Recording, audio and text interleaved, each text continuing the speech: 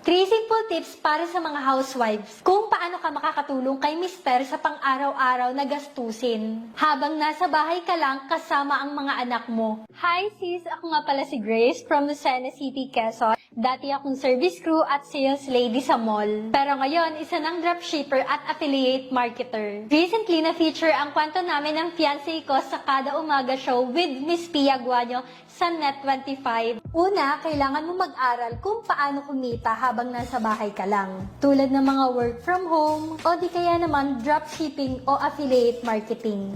Pag ganyan kasi ang pinagkakakitaan mo, magagawa mo yan habang nasa bahay ka lang kasama ang mga anak mo. Para habang busy si mister sa pagtatrabaho, meron ka ring sariling pinagkakakitaan. Ikalawa, maghanap ka ng successful mentor na magtuturo sa'yo. Ito yung pinaka-importante sa lahat. Parang GPS na sasakyan o yung Waze o Google Maps, mas madali ka makakarating sa destinasyon na gusto mong puntahan kung merong magtuturo sa'yo sa eksaktong daan. Sila yung shortcut mo para mas mabilis mong kitain yung income goal mo. Ipapagaya na lang niya sa'yo yung mga ginawa niya.